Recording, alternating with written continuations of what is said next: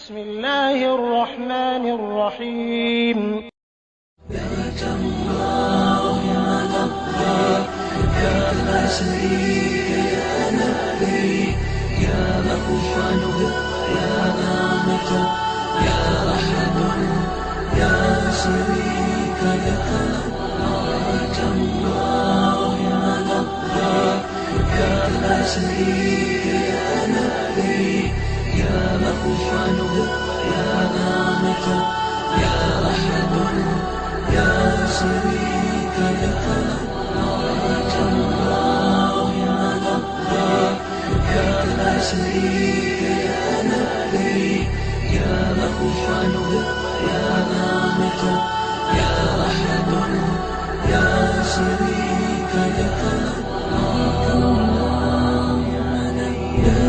لبيك لا شريك لك لبيك إن الحمد والنعمة لك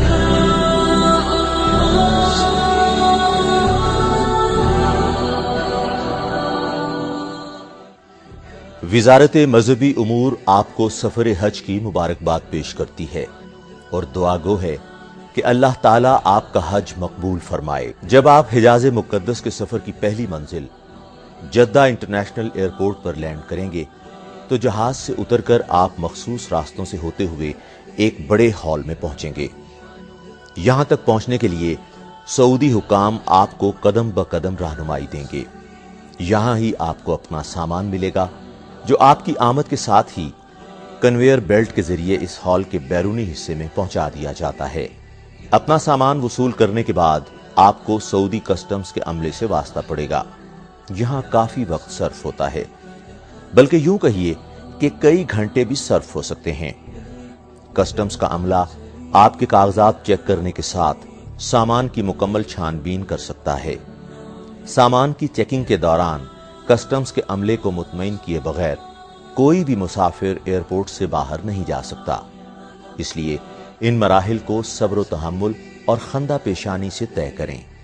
کسٹمز حکام سے فارغ ہونے کے بعد آپ ہال سے نکلیں گے تو آپ کو پاکستان حج مشن کے معاونین اور اہلکار خوش آمدید کہیں گے۔ آپ کو مکہ مکرمہ لے جانے والی بسوں تک پہنچائیں گے جو مکتب اور بلڈنگ کی ترتیب کے لحاظ سے روانہ ہوں گی۔ جدہ سے مکہ مکرمہ کا فاصلہ اگرچہ بہت زیادہ نہیں، لیکن حج کے دنوں میں بہت زیادہ رش اور قدم قدم پر چیکنگ کے مراحل طے کرتے ہوئے یہ بسیں بعض اوقات 5-6 گھنٹے میں جدہ سے مکہ مکرمہ پہنچتی ہیں۔ مکہ مکرمہ میں حجاج کرام کو ان کی رہائش گاہوں تک پہنچایا جاتا ہے، جہاں پر موجود معاونین آپ کی مختص رہائش پر پہنچانے میں آپ کی مدد کریں گے۔ کمرے میں سامان رکھنے اور ضروری لوازمات سے فارغ ہونے کے بعد آپ کو عمرے کے لیے روانہ ہونا ہے، جس کے لیے آپ کی رہائش گاہ پر بسیں موجود ہوں گی جو آپ کو حرم پاک تک لے کر جائیں گی۔ حرم کی طرف روانہ ہونے سے قبل اپنے گلے کے لاکٹ اور مکتب کے کارڈ ضرور ہمراہ رکھیں، جبکہ اپنی بلڈنگ اور مکتب کا نمبر اور علاقے کا نام لکھ کر اپنے پاس بھی رکھ لیں یا یاد کر لیں، تاکہ راستہ بھولنے کی صورت میں معاونین آپ کو رہائش گاہ تک پہنچانے میں مدد دے سکیں۔ دوران سفر زیادہ سے زیادہ تلبیح پڑھتے رہیں، فضول گفتگو اور شکوہ شکایت کو زبان پر نہ آنے دیں۔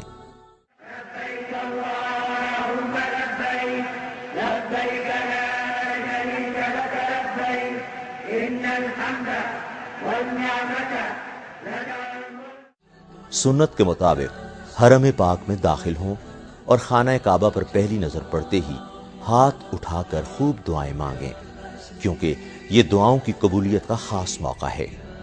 اس کے بعد حجر اسود کی سیدھ میں، جس کی نشاندہی سبز ٹیوب لائٹ کے ذریعے بھی کی گئی ہے، کھڑے ہو کر خانہ کعبہ کی طرف منہ کر کے نیت کریں، اے اللہ، میں آپ کی رضا کے لیے عمرے کے طواف کی نیت کرتا یا کرتی ہوں، اسے میرے لیے آسان فرما دیجئے اور قبول فرما لیجئے۔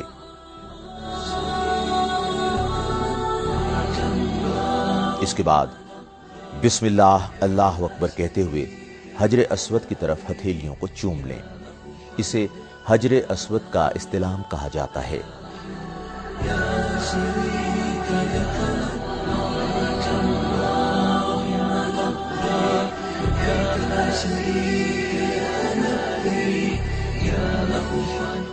اس کے بعد طواف شروع کریں اور دوران طواف مسنون دعائیں زبانی یا دیکھ کر پڑھیں۔ نیت طواف یا دیگر مقامات پر پڑھی جانے والی دعاؤں کے عربی الفاظ اگر یاد نہ ہوں تو جو بھی دل میں آئے مانگیں، جس زبان میں چاہے مانگیں۔ آپ کو خانہ کعبہ کے گرد 7 چکر پورے کرنے ہیں۔ خیال رہے کہ مرد حضرات حالت احرام میں طواف کے دوران دایاں کندھا ننگا رکھیں گے، جسے استباح کہا جاتا ہے، اور صرف پہلے 3 چکروں میں سینہ تان کر تیز تیز چلیں گے، جسے رمل کہا جاتا ہے۔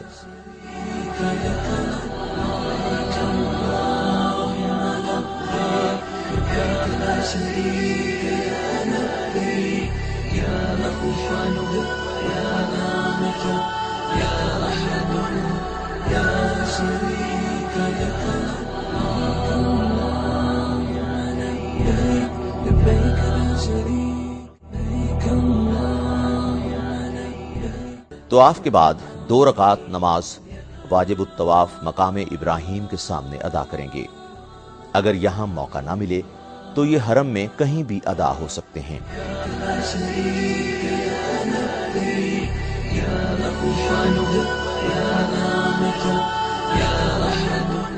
صفا اور مروہ حرم کے ساتھ ہی ہیں۔ صفا اور مروہ میں جو مسنون دعائیں آپ کو یاد ہیں پڑھیں۔ صفا پہنچ کر آپ سعی کی نیت کریں اور مروہ کی طرف چلیں۔ راستے میں جہاں سبز لائٹ شروع ہو تو وہاں سے مرد حجاج اس وقت تک بھاگیں جب تک دوسری سبز لائٹ نہ آ جائے، تاہم خواتین اپنی معمول کی رفتار سے چلیں۔ مروہ تک پہنچ کر آپ کا 1 چکر مکمل ہو جائے گا۔ یہاں قبلہ رو ہو کر دعائیں مانگنے کے بعد دوبارہ صفا کی طرف روانہ ہوں۔ سبز لائٹوں کے درمیان بھاگ کر اور باقی مقام سے معمول کی رفتار سے چل کر آپ دوبارہ صفا پہنچ جائیں گے۔ اس طرح آپ کے 2 چکر مکمل ہو جائیں گے۔ اسی طرح 7 چکروں کے بعد آپ کی سعی مروہ پر مکمل ہوگی۔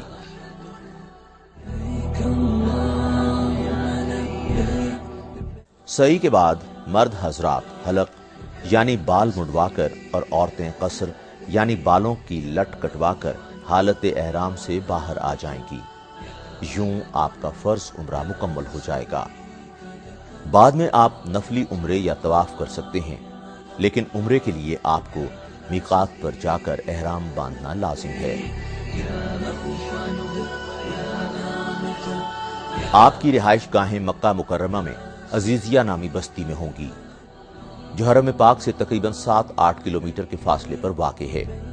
لیکن گھبرانے کی ضرورت نہیں۔ گورنمنٹ اسکیم کے تحت آئے ہوئے حجاج کی رہائش گاہوں کے باہر حرم آنے جانے کے لیے جدید ایئر کنڈیشنڈ بسیں مفت مہیا کی گئی ہیں، جو 24 گھنٹے وہاں موجود ہوں گی۔ اگر آپ چاہیں تو 5 نمازیں حرم میں ادا کر سکتے ہیں۔ حرم کے پاس پاکستانی پرچم والی ٹوپی اور سبز جیکٹ پہنے معاونین یا مددگار آپ کی رہنمائی بھی کریں گے کہ آپ کو اپنے علاقے کی بس کہاں سے اور کیسے ملے گی۔ گورنمنٹ اسکیم کے حجاج مشترکہ رہائش گاہوں میں قیام کریں گے، جہاں واش رومز، کچن اور واشنگ مشینیں بھی مشترکہ ہوں گی۔ اس لیے ضروری ہے کہ آپ بلا وجہ تنقید سے گریز کریں اور ایک دوسرے کی ضروریات کا خیال رکھیں۔ اب چونکہ سعودی حکومت کی ہدایات کے مطابق تمام سرکاری حجاج کو کھانا فراہم کیا جائے گا، اس مقصد کے لیے وقت پر ڈائننگ ہال آئیں اور یہاں کھانا تناول فرمائیں۔ کمروں میں کھانا لے کر جانا منع ہے۔ ادائیگی حج کے لیے آپ کو تقریباً 40 دن سعودی عرب میں قیام کرنا ہوتا ہے۔ آب و ہوا کی تبدیلی اور لاکھوں افراد کے ساتھ گھومنے پھرنے کی وجہ سے مختلف اقسام کی انفیکشن یا بخار، نزلہ، گلے کی خرابی اور بعض اوقات شدید تھکن کی وجہ سے جسم درد کی شکایت عام ہو سکتی ہے۔ ایسی صورت میں کسی قسم کی پریشانی کی ضرورت نہیں۔ وزارت مذہبی امور کی ہمیشہ سے یہی کوشش رہی ہے کہ حجاج کرام کو حج کے دوران زیادہ سے زیادہ سہولیات مہیا کی جائیں۔ اس مقصد کے لیے پاکستان حج مشن نے آپ کی رہائش گاہوں کے قریب ڈسپنسریاں قائم کی ہیں، جہاں پاکستانی ڈاکٹر اور پیرا میڈیکل سٹاف آپ کی خدمت کے لیے 24 گھنٹے موجود ہے۔ اگر ڈسپنسری سے علاج معالجے کے بعد بھی آپ کی صحت ٹھیک نہیں ہوتی تو آپ عزیزیہ میں واقع हुकूमत पाकिस्तान के कायम करदा बड़े हस्पताल में भी दाखिल हो सकते हैं, जहां पर एक्सरे, टेस्टों और ऑपरेशन तक की तमाम सहूलियात हुज्जाज कराम को मुफ्त मुहैया की जाती हैं। अगर खुदा न खास्ता कोई हाजी हादसे का शिकार हो जाए तो एम्बुलेंस सर्विस भी मुफ्त मुहैया की जाती है। सऊदी अरब में क़याम के दौरान कुछ बातों का बतौर खास ख्याल रखना अज़हद जरूरी है। यहाँ कवानीन इंतहाई सख्त हैं। खुदा न खास्ता अगर कोई हाजी कानून की खिलाफ वर्जी पर पकड़ा गया तो हुकूमत पाकिस्तान और पाकिस्तान हज मिशन इसमें किसी किस्म की मुदाखलत नहीं कर सकेंगे। ये भी जरूरी है कि सऊदी कवानीन का एहतराम किया जाए। कोई गिरी पड़ी चीज हरगिज ना उठाएं, क्योंकि यहाँ जमीन पर गिरी हुई चीज उठाने का मतलब चोरी है और चोरी की सजा इंतहाई कड़ी है। कहीं ऐसा ना हो कि आप सजा के साथ साथ हज से भी महरूम हो जाएं, जो कि आपकी जिंदगी की अव्वलीन ख्वाहिश है।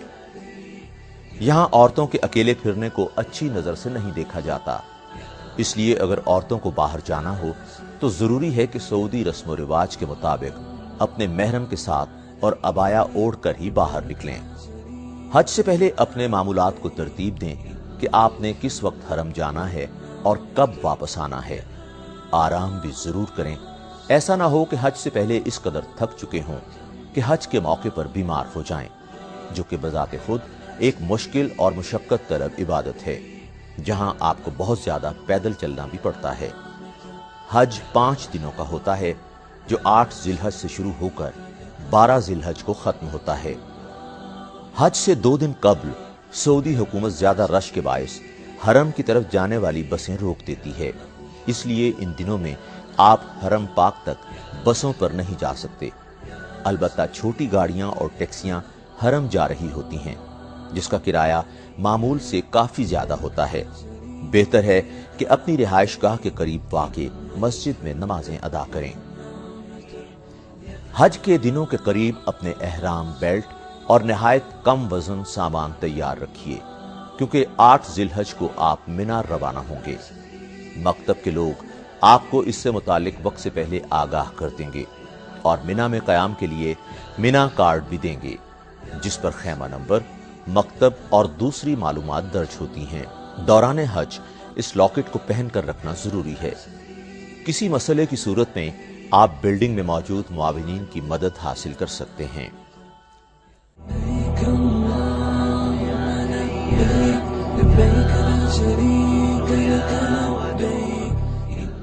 मिना पहुंचने के 2 तरीके हैं। कुछ हुज्जाज पैदल, जबकि कुछ बसों, गाड़ियों के जरिए रवाना होते हैं। एक जदीद और तेज रफ्तार ट्रेन भी मशायर में चलती है, जिसके जरिए हुज्जाज मिना से अरफात और अरफात से वापस मुजदलिफा और मिना पहुंचते हैं। मिना में क़याम के दौरान खाने पीने की एहतियात करें।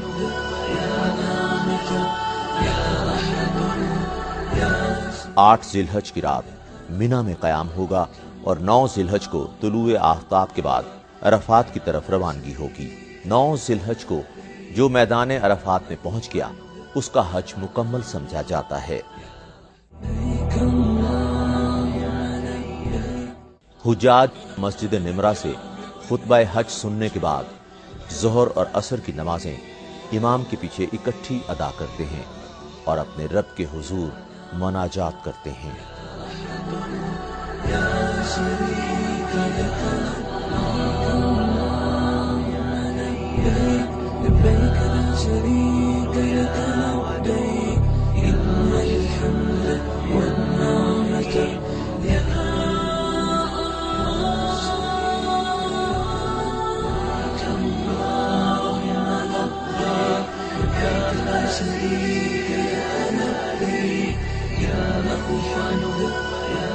गुरूब आफ्ताब मुकम्मल होते ही तमाम हाजी मुजदलिफा की तरफ रवाना हो जाते हैं।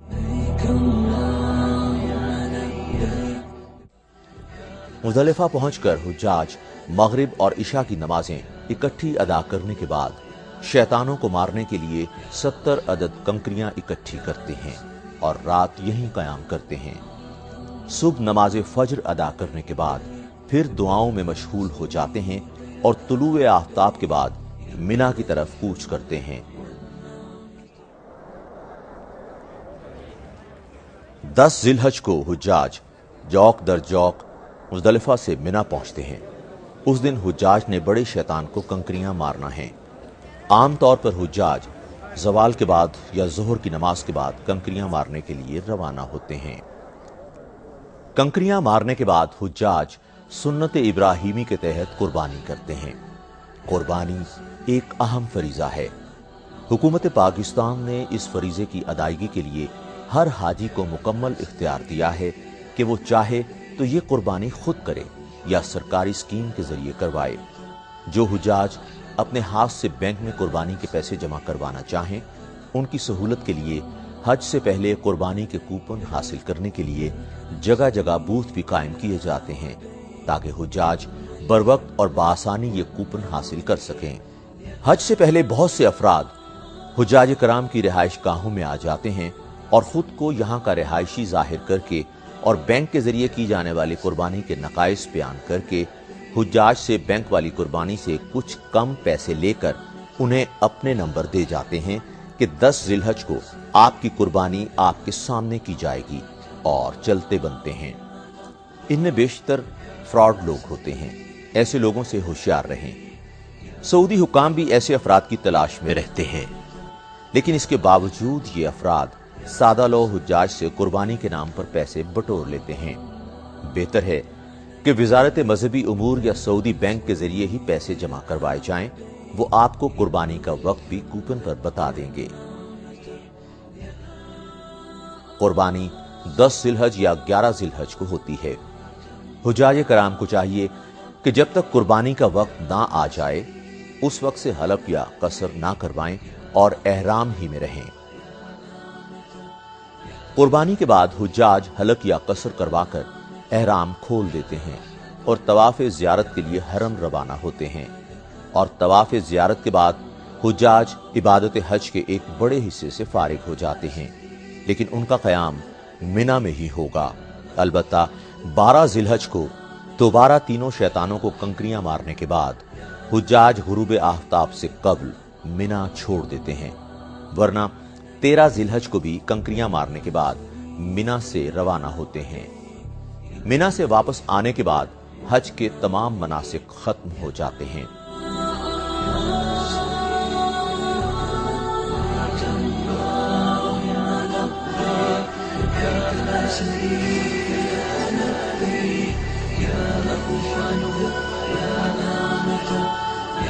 मक्का मुकरमा से रवाना होते वक्त हुज्जाज तवाफ विदा करते हैं।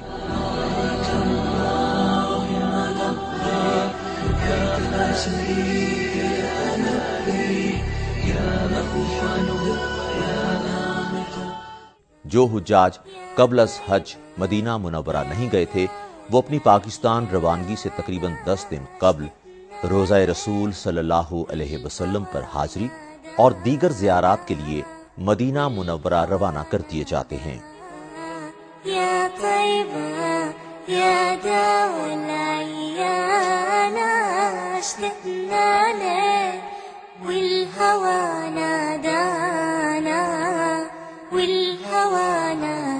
मदीना मुनव्वरा पहुंचकर बावुज़ू होकर मस्जिद नबवी सल्लल्लाहु अलैहि वसल्लम तशरीफ ले जाएं और 2 रकात नमाज नफल शुक्राना के बाद बाबुस सलाम के रास्ते रोज़ा रसूल सल्लल्लाहु अलैहि वसल्लम पर हाजिरी दें कि अल्लाह ताला ने आपको ये लम्हा नसीब किया जिसकी आरज़ू आपकी जिंदगी की अव्वलीन ख्वाहिश थी।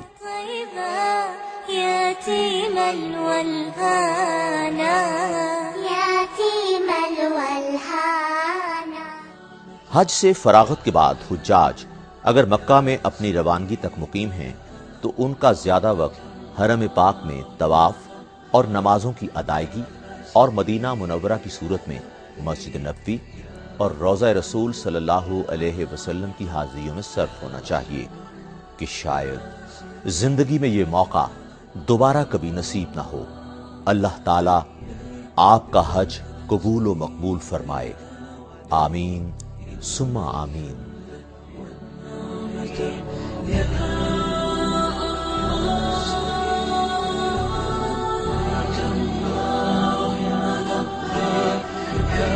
شريك يا نبي يا ألحن يا نعمة يا أحد يا شريك